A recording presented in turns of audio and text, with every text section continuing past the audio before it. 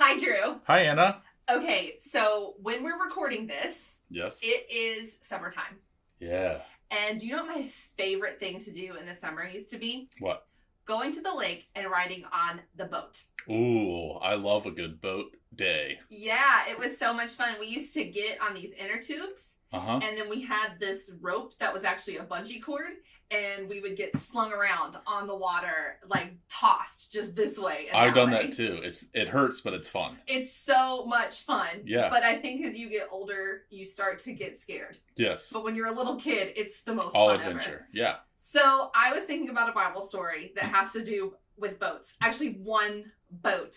Yeah, the big boat. The big boat. You want to talk about it? Yeah, let's do it. All right, let's get in the van. All right. From the stories of Noah's Ark and Manna on the lawn, through the Gospels of Matthew, Mark, and Luke, and John. Whether you're new to this or an avid Sunday schooler, we'll learn about the Bible, Just like church. But even cooler! and we take what we learn and we use what we find to go into the world and let the light of God shine. Buckle up, kids! Minivangelism. It's time to go mini-evangelism. In faith we go mini-evangelism. Let's start the show!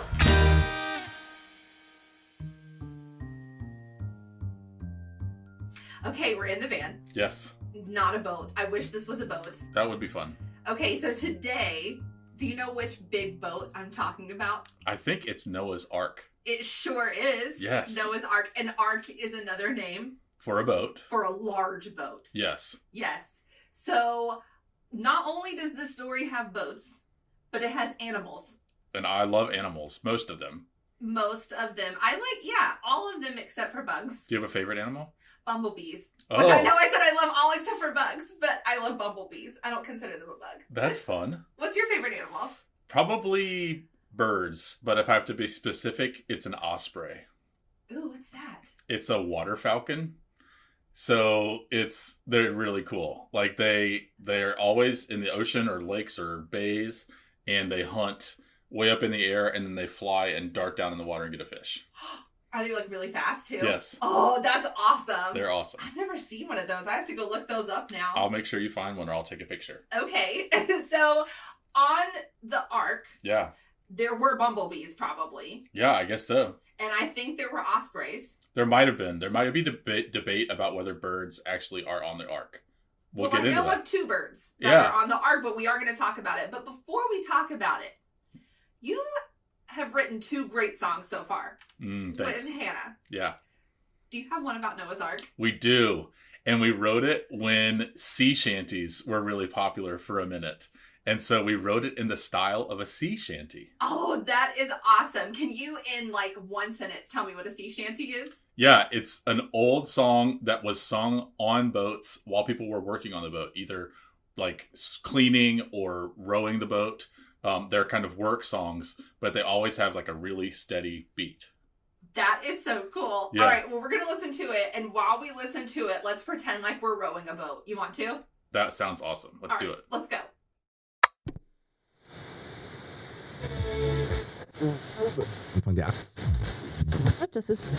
This song is called God Said to Noah.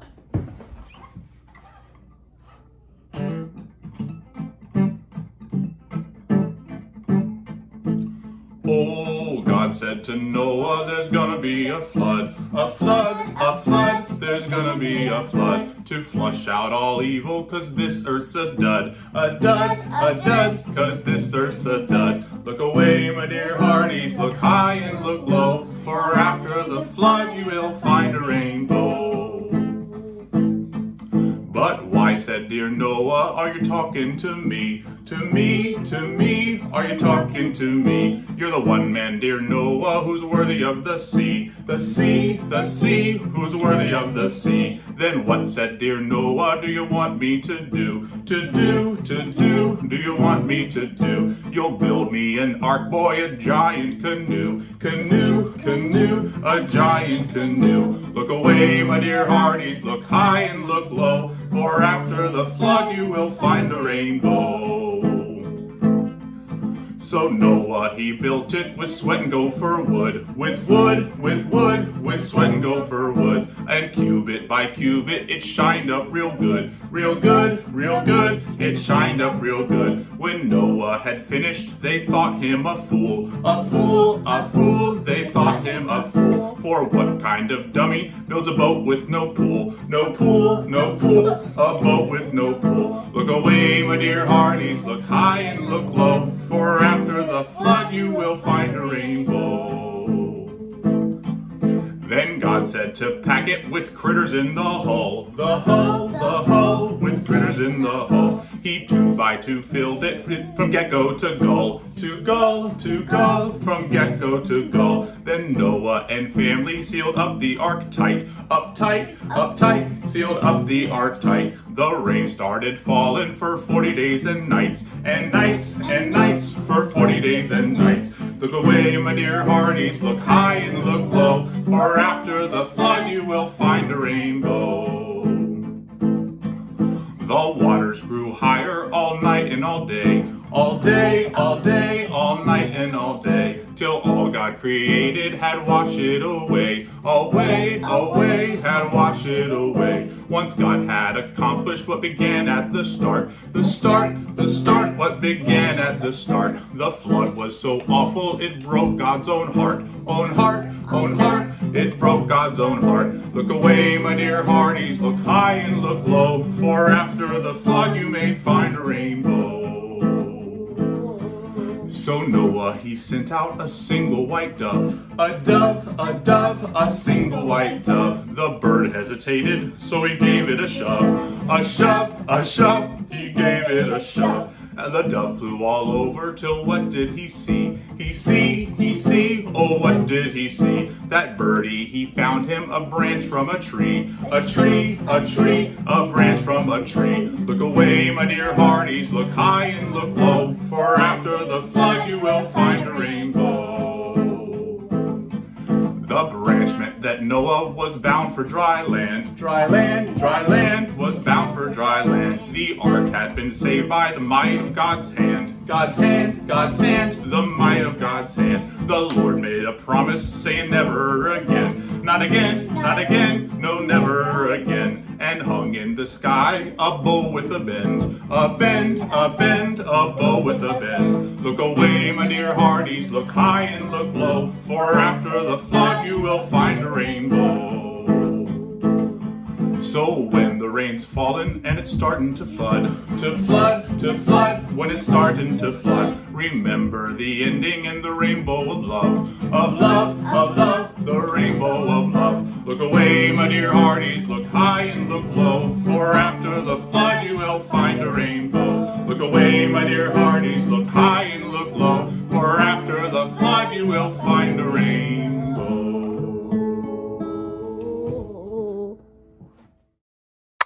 What a fun song. I'm glad you liked it. I liked it too. And I got a workout in on that one. Yeah, absolutely. Yeah, I was just imagining myself like rowing a boat or raising the sails. Absolutely. I'm not sure it would have been fun, but the songs help, I think. I think that was what kept them going. My favorite part of recording that song is that when Hannah was little, she came up with hand motions, and every time she said rainbow, she held up her hands to be a rainbow. I know. It was really cool. That's awesome. Very ballerina type. Exactly. Yes. Yeah. So, brief recap. Yes. Not in song form, but Noah's Ark, I feel like, is one of the more well-known Bible stories. Yeah. So, now we have a lot of people on Earth. Yeah. A lot of people. Yeah. And they don't do anything except make mistakes. Right. There's a sentence in the Bible that says, like, in their minds there was only evil continually. So things were bad. And particularly, like, violent. Yeah. Like, people were not just being kind, but hurting each other. Exactly. And that was a problem for God. Yeah, it made God sad. Exactly. It not necessarily angry, but it just made him sad. And it really disappointed him that he made people. And God was ready to start over. Yes. And so decided to do a big wash of the whole thing. Right. By sending rain. Right. But before God sent the rain, God spoke to Noah. Yes. So there's one guy, his name is Noah, and he's a really good guy. Yeah. Out of everybody else that's making mistakes, Noah's a good guy, and he is married. and he has 3 sons, and those sons are also married. Yes. So God says to Noah, you need to build a big old boat. Yes, and gives specific instructions about how to build a boat. Yes, and everything is in cubits. Right, which is a length of measurement that I'm not even sure how big it is. But nope, I had to do a lot of Googling on this. Yeah. But he builds this big boat, and God says, Noah, put your whole family on here, as well as pairs of animals. Can you imagine what that would have looked like with that many animals getting onto the ark? Actually, we probably can't imagine it because it's something that we see in pictures a lot. Yes, they're going in 2 by 2. That's right. Yes, 2, and just all of the different animals. And I think about how big the ark had to be to hold an elephant. Huge. And a giraffe. 2 of them, yes. 2 of them. All the pictures I've seen, the giraffes are like their heads are sticking out of the top of the ark. It's really cute. It is really cute. So they all load up on this boat, and then it starts to rain. Yes. And it rains a lot. Yes, for 40 daisies. There's a song that I learned when I was a kid that said, it rained and rained for 40 daisies. So for 40 days and 40 nights it rains. That's a lot of rain. It is. And then the water gets so high that it covers the highest mountain by 15 cubits. Yeah. Which, once again, Google it. Yeah. It's high. It's very high. And then the water's there for like 10 months. Yeah, a long time. And then eventually Noah starts sending out birds. The ark comes to rest on a mountain, Mount Ararat. Am I saying that right? And then Noah sends out a raven. Mm-hmm. And then he sends out a dove. And the dove comes back with? At first, nothing. Yes. And then it comes back with an olive branch. Yeah. And then Noah sends it out again, and the dove doesn't come back. Mm-hmm. Why? Because the dove found a place to live, found land. Exactly. And so Noah realizes that the earth is dried out enough that they can get off the boat. Mm-hmm. So they do. Mm-hmm. They get off the boat. They start filling the earth again. And Noah builds an altar, basically thanking God for saving everybody. Mm-hmm. And how does God respond? God says, it's funny because God actually ends up kind of almost regretting doing the flood. Mm-hmm. And so God says, you know what, I'm never going to do that again. Yes. And hangs up a bow in the sky. And that's where we learn that rainbows come from. Yeah. Is that it's a reminder of God's promise to never flood the earth again. Right. And so every time we see a rainbow, it's a reminder of God's promise. Mm-hmm. That's right. So I talked to a friend about this story. Great. Okay. And this kid just finished 5th grade. Ooh. So he's about to go to 6th grade. So we got him just in time for Minivangelism. And are you ready for his name? Yes. Jedi. Jedi. I love Jedi. Yes. And so we're going to talk about his name. But Jedi loves to read. Great. That is his favorite hobby, like just something that he loves to do. He really, really likes reading. And also his family is really into hiking. Great. So if anybody knows something about nature, it's going to be Jedi. Awesome. So, go talk to Jedi and then let me know how it goes. I sure will. All right. All right. See you in a bit. Bye. Bye.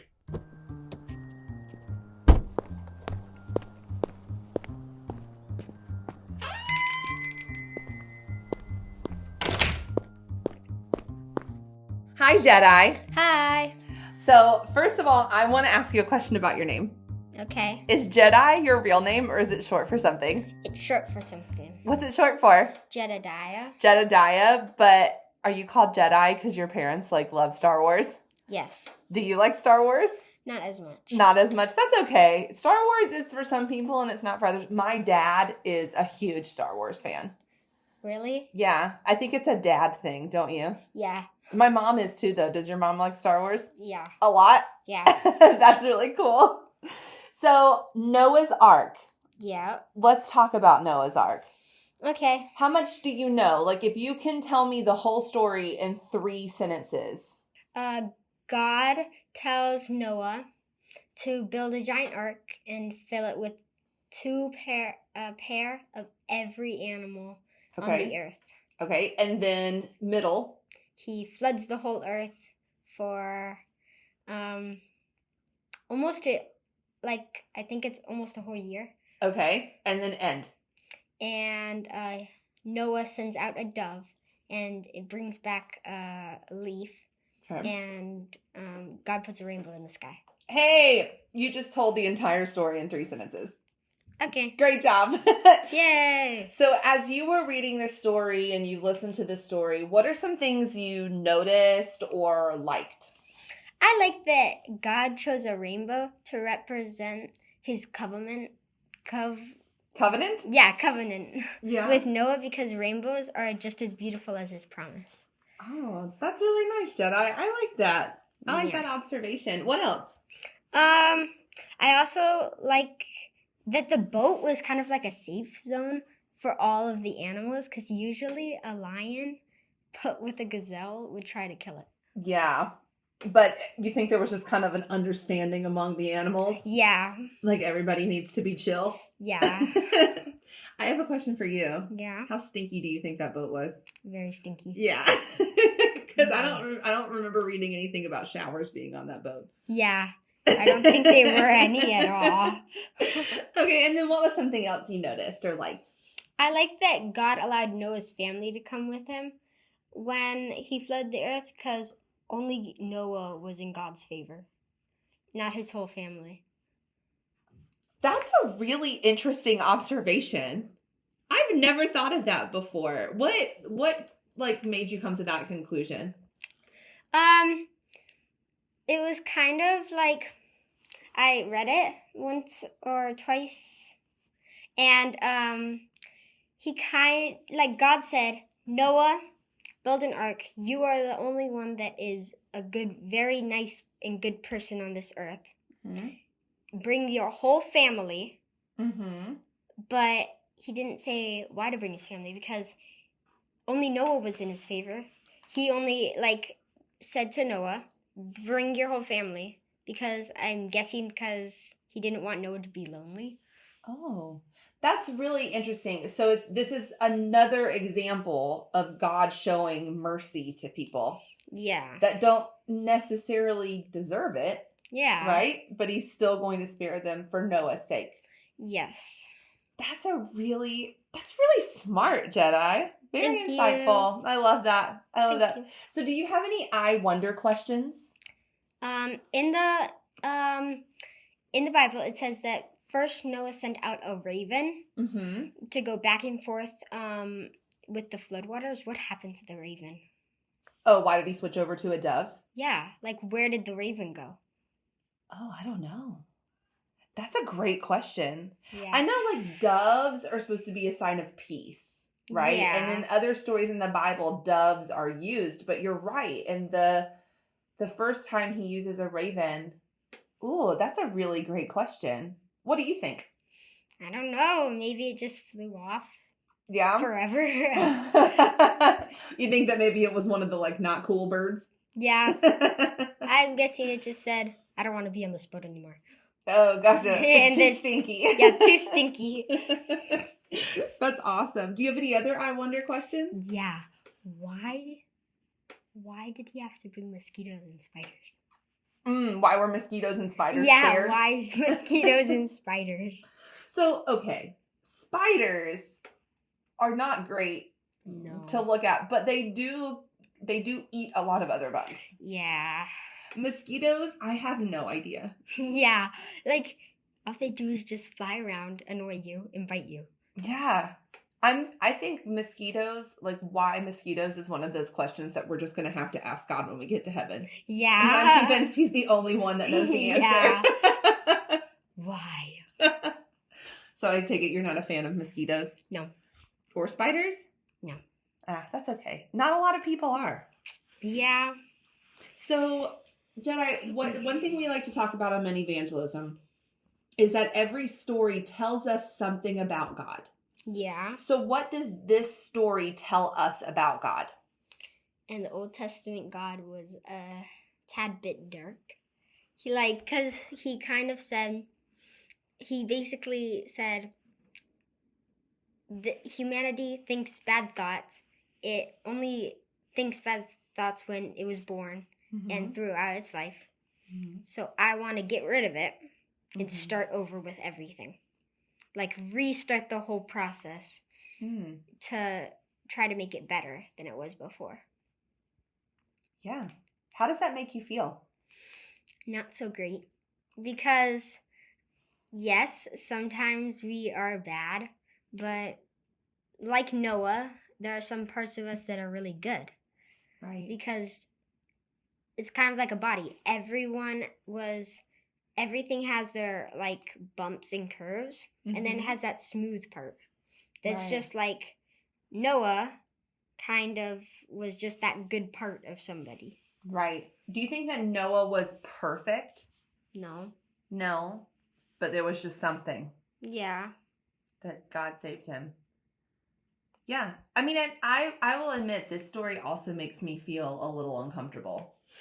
Yeah. And that's okay. That's okay. I think that the Bible is not meant to make everybody feel comfortable all the time. Yeah. But does this tell you anything else about God? Yes. But God loves us and wants to remember he loves us, and that is why he put the rainbow in the sky at the end.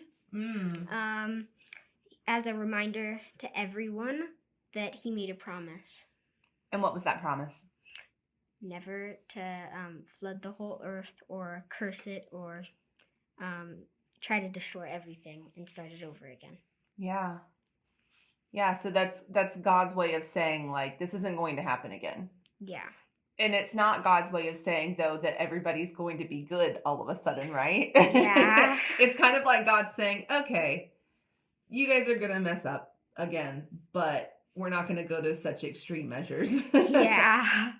What do you think God ends up doing ultimately? I think he ends up like understanding why we do that, and overall just kind of deals with it. Right. Because he created us, yes, but it doesn't mean we're perfect like him. Right. And spoiler alert, he sends somebody to kind of take care of us all towards the end of the Bible. Yeah. Who do you think that is? Jesus. Yeah. So what does this story mean for us?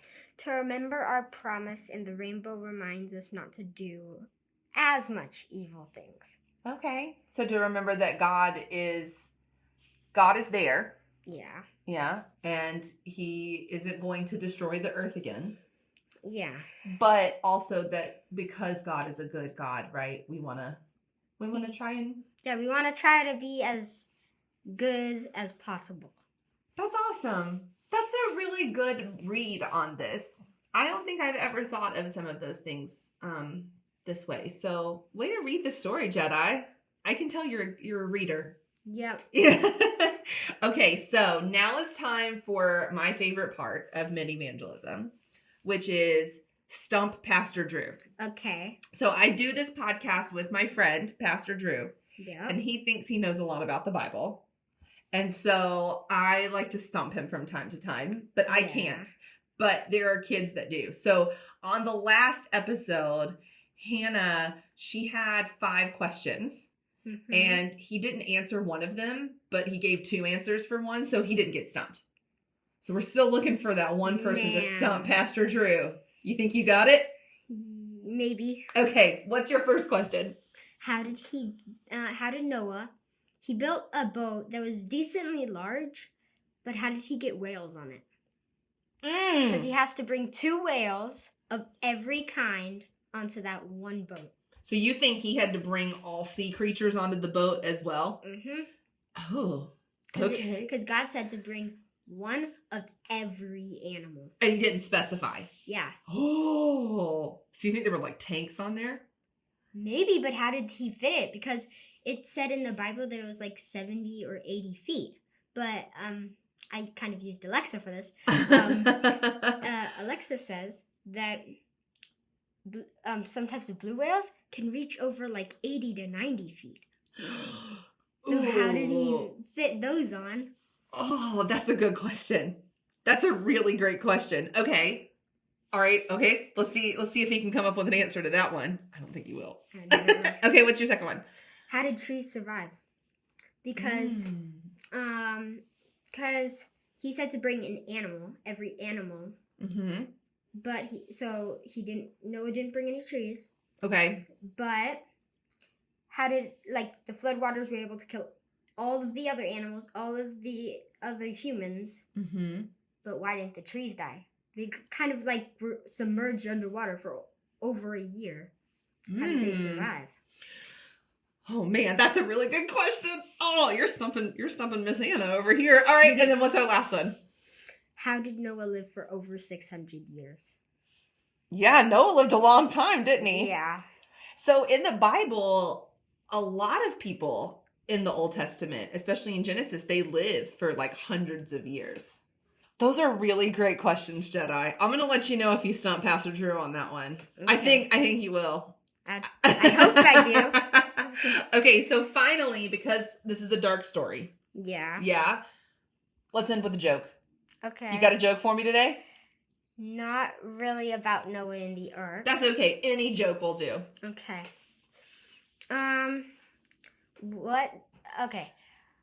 What is Jesus's favorite type of sports car? What is Jesus's favorite type of sports car? I don't know. A Chrysler. That's awesome. Did you make that one up? No, my dad did. Still, that's a great joke. So bad props to Jedi's dad. And you, though. Your delivery was spot on. Thank you. All right. Well, thank you for coming and talking to me about Noah's Ark today, Jedi. Yep. You're welcome. All right. Well, I hope you have a great day. And we'll see you next time. And I'll let you know if you stump Pastor Drew, okay? Okay. All right. Bye. Bye.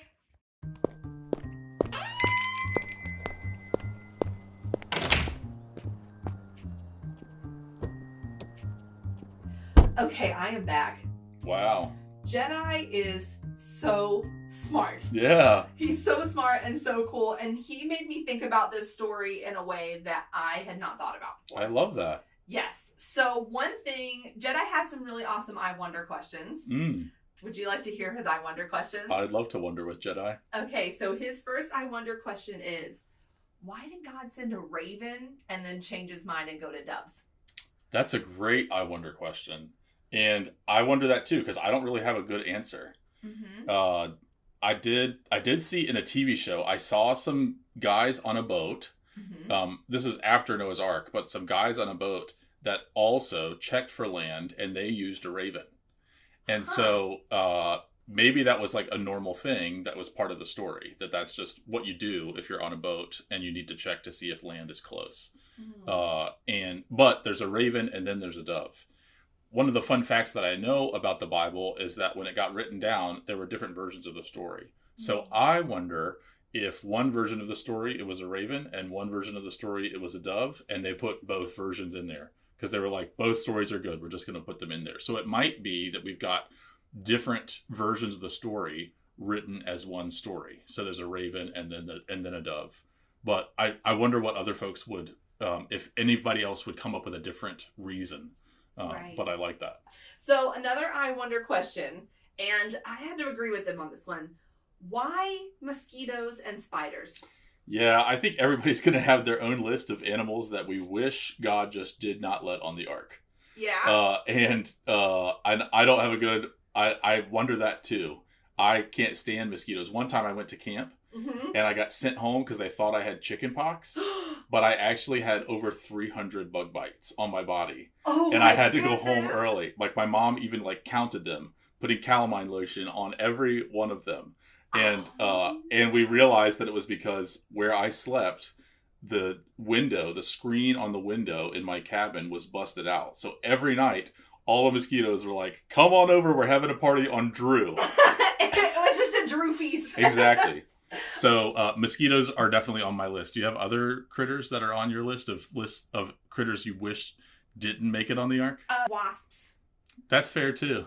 I don't know why those... I know that bees, I love bumblebees because they're pollinators, but I don't know what wasps are for, and I'm sure somebody does. Yeah, it's one of those things. We don't know. God probably does. But sometimes we don't get to know everything God knows. No. And it's fun to ask the questions. And spiders, though, are good. I know why the spiders. Yeah, but they're creepy.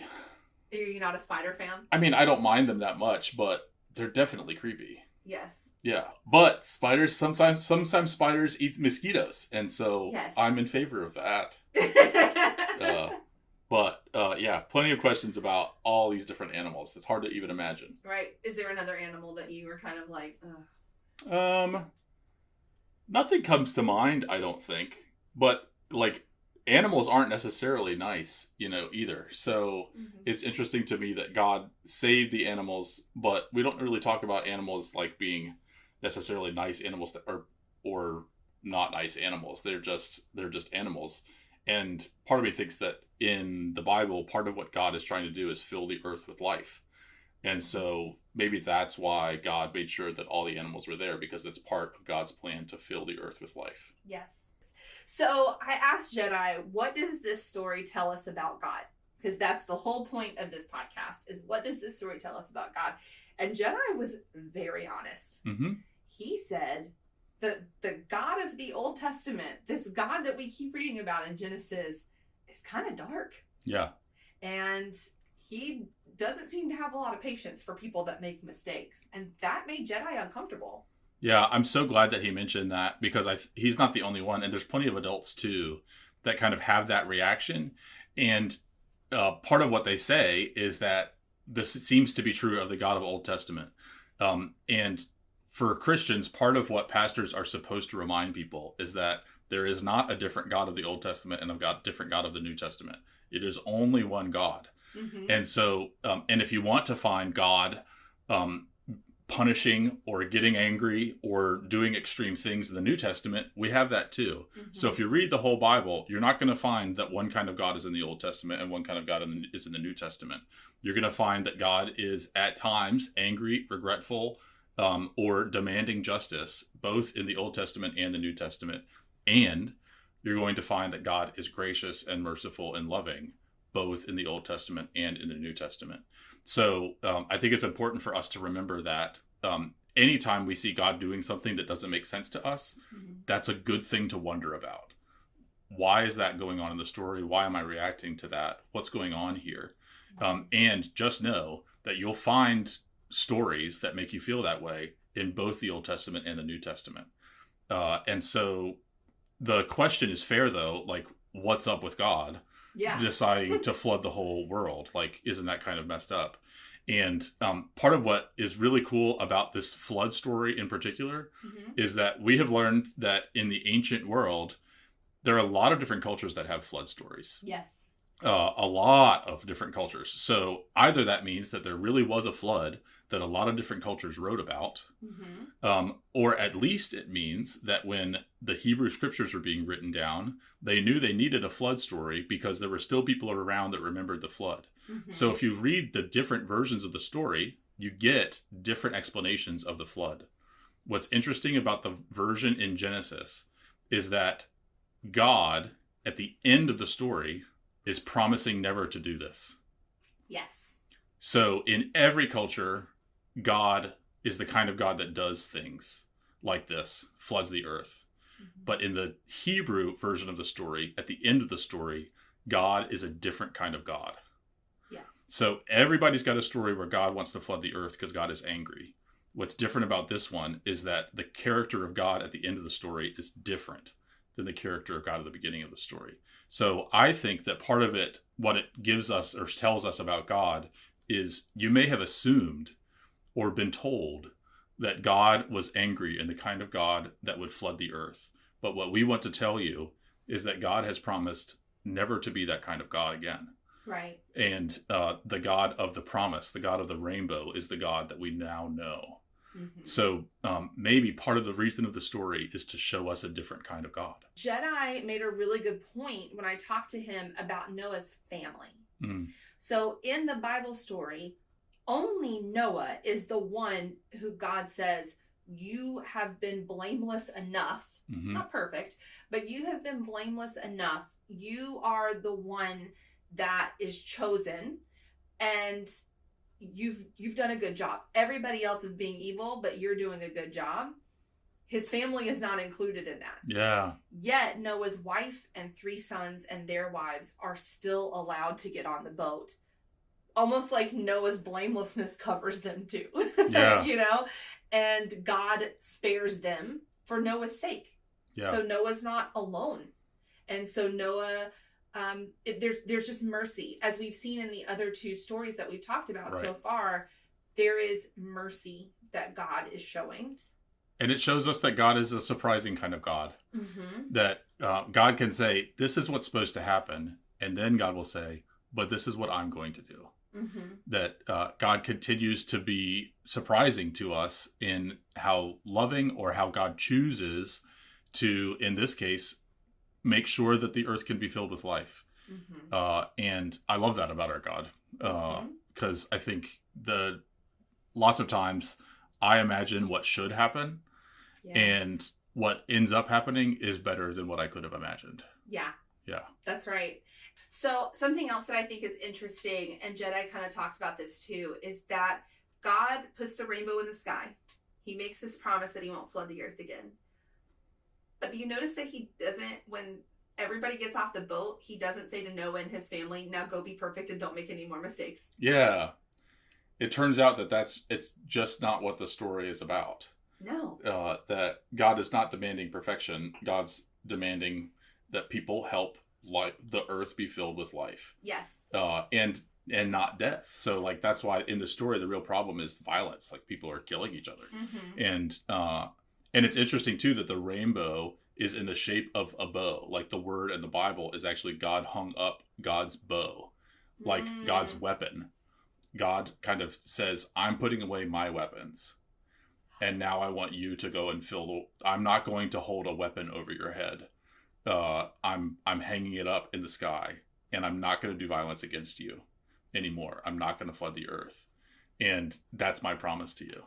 I've never thought about it like that. Yeah. I mean, that's what the actual Hebrew is like, that's why it's called a rainbow.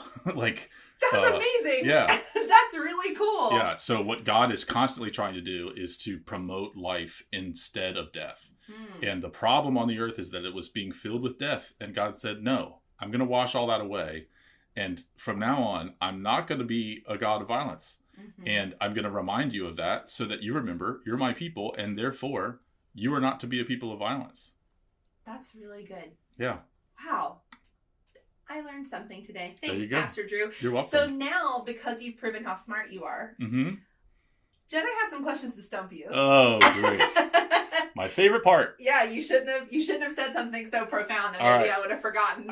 All right, let's hear it. Okay, so Jedi actually did do the math. So this ark was about 70 to 80 feet long. Okay. Okay. Blue whales are about 80 to 90 feet long. Right. So were there blue whales on the boat? And how did they fit? Great question. The short answer is no, there were not blue whales on the boat. What? When God says what kind of animals, God lists the kind of animals that God actually lists in creation of what God was going to make. But God created the sea animals, but the sea animals are not listed in what needs to go onto the ark. So for whatever reason, Noah did not have to put SeaWorld in the basement of the ark for all the sea animals. They got to stay in the sea. Okay. In the Bible, the sea is understood as like a mysterious place. So, and actually like a very dangerous place. And so it kind of stays out of the story in some way. Another way to see it is that God makes the whole world a mysterious and dangerous place by flooding the earth. Right. But it means that whales and other sea creatures did not have to make it onto the ark. So no whales. If you want to learn a story about a whale, you're going to have to read the story of Jonah. Oh, that's coming up. Good. It's coming up. Do you also think that maybe the sea creatures during the flood were just like, whoa, my house got so much bigger? Absolutely. Mom, look at my room. Yeah. Look at this mountain in here. This is cool. This is awesome. Okay. So he didn't stump you on that one. Not yet. Not yet. Okay, the next one. How did the trees survive? Yeah, you'll have to decide whether this stumps me or not, but I don't know. I will give an answer, and that is that theoretically, like plants like water, and so it might not have been a problem for them. I think the more theological answer is that if God wants to create trees after the flood, God will create trees after the flood. Because part of what we know about God is that God can bring things into being that do not exist. So if there's something that shows up that we don't know where it came from, it's fair to assume that one of the ways it could have gotten there is that God created it. So either the trees survived or God made some new trees. Okay. You gonna give me a pass on that? I might give you a pass. You get one God is all powerful answer. Okay. And so that's All right. you used your one. The because correct answer is all always powerful. God. Yeah. All right. Yeah. And also, plants do love water, but if you've seen some of the succulents in my house that I have overwatered, not all plants love water. That's true. Too much water is probably a bad thing. Yes, I have killed many a plant from overwatering. Or maybe forgetting to water and then overwatering. That sounds about right. Okay, the last question. Yeah. In the Bible, Noah is 600 years old. Mm-hmm. How did Noah live so long? And then Jedi started looking at other people in the Bible. Like Methuselah lived like 935 years, right? Yeah. So how are these people living so long? Great question. And we don't have a really clear answer, except that the calendar that is 365 days long plus a leap year, Mm-hmm. we don't decide that a year is that long for a really long time after this story. Okay. And so it could be that at the time of the writing of the story, Noah was 600 years old, but a year was 45 days or something like that. So, so that's one theory as to how could they be this old. But again, part of what we see when people live for a really long time, again, if God is interested in filling the earth with life, the blessing of God means more life, longer life. So it's one of the ways that we say this person was blessed. They lived a really long time. Right.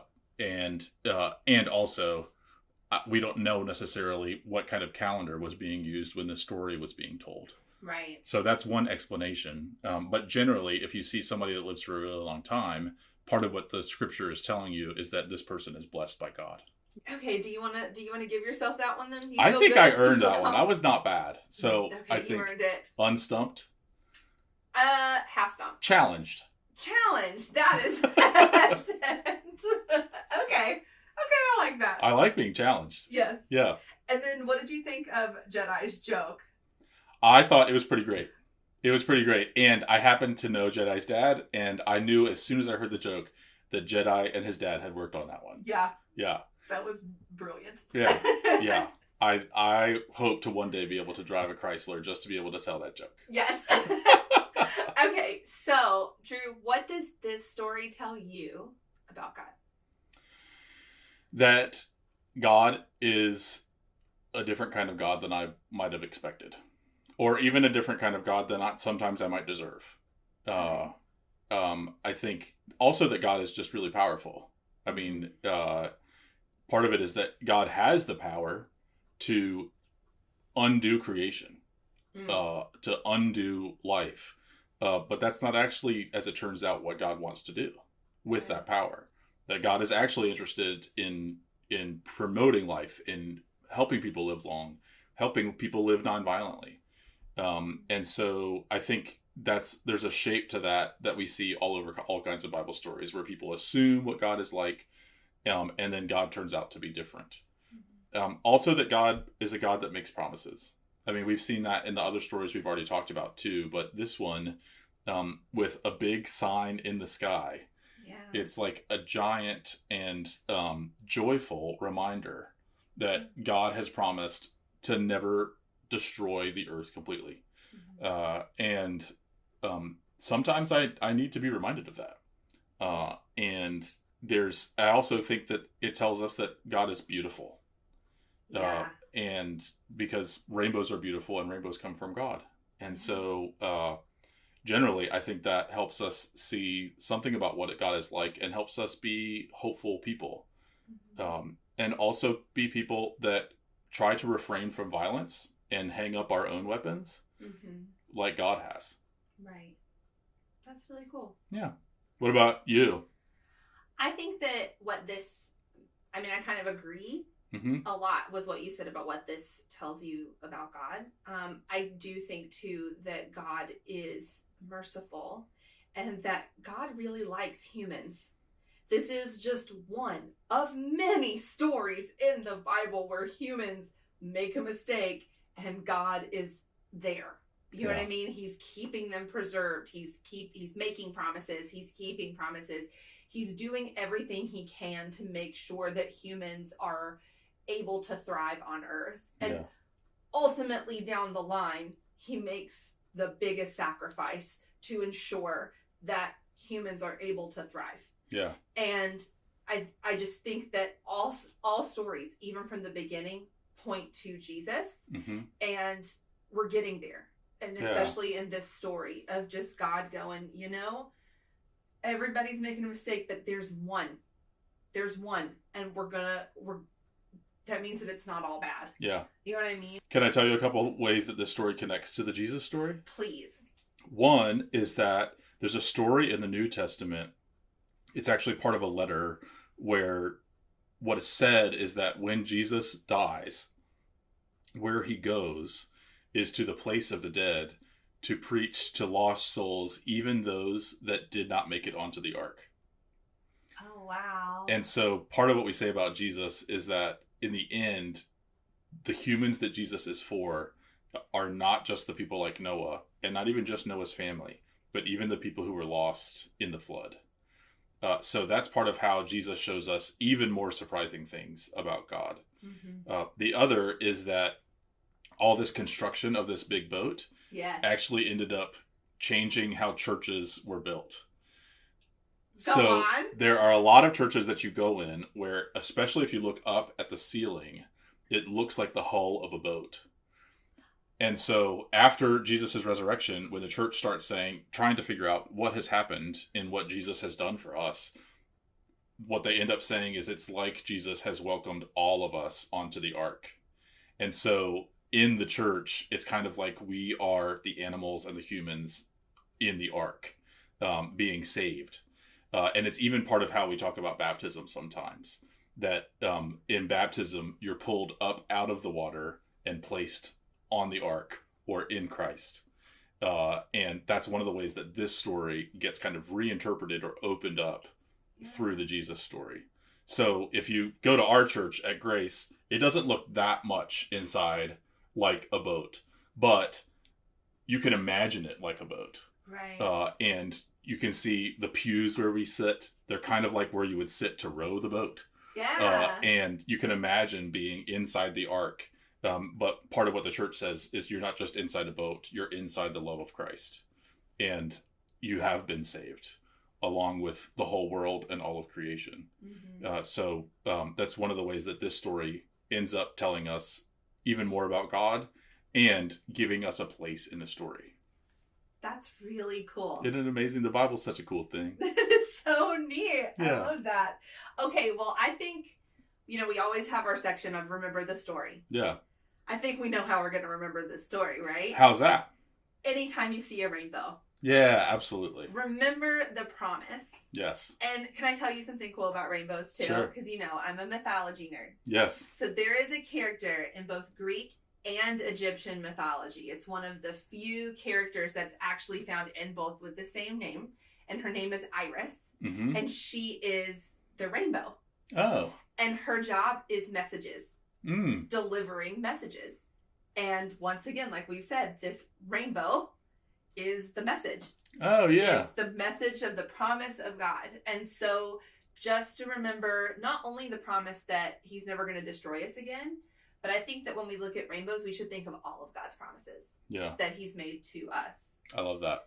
And if in the summers you get a chance to get on a boat, remember the story. Do that and sing a good sea shanty. Yes.